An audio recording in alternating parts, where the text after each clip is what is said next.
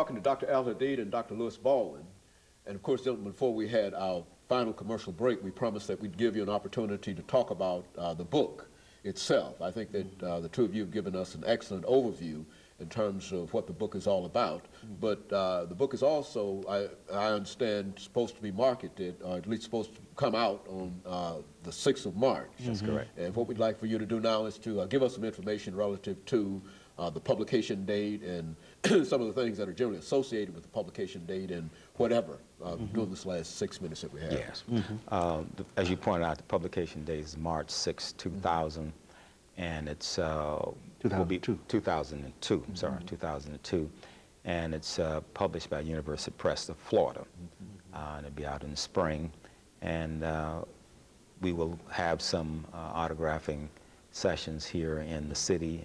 Tennessee State will have one, and of course Keebler and Image Bookstore and some of the local bookstores as well as churches and mosques, because we are trying to really generate and stimulate an interfaith dialogue, and that's one of the central themes in the book. Even though we are using Dr. King and El-Shabazz as characters, the broader context is that interfaith dialogue, and the broader context also is that international approach thing. So I'd like maybe Dr. Baldwin to take us through maybe the introduction and some of the themes that run through the book. Good.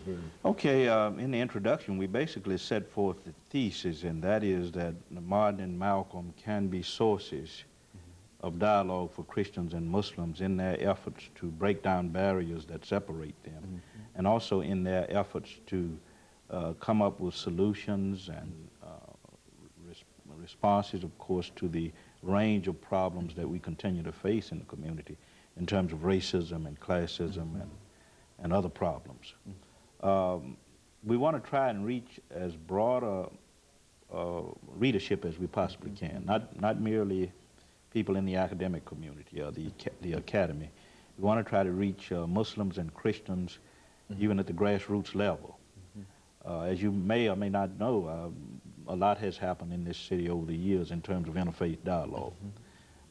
Our reason for wanting to go to mosques and churches, of course, is to reach out to people in the communities so they will understand what we've written rather, and they will be influenced by it in terms of the way they view each other, Christians and Muslims, in terms of the way they relate to each other, and perhaps they might be compelled to come up with some solutions or to work toward common goals in a unified fashion in addressing the problems that we face in the community.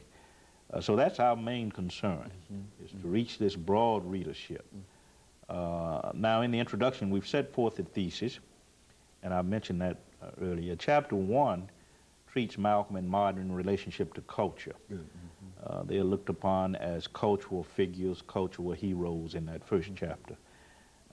In chapter 2, chapter 2 was written by Dr. AAl-Hadid, and it deals with Malcolm X and Sunni Islam, El-Hajj Malik El-Shabazz and Sunni Islam.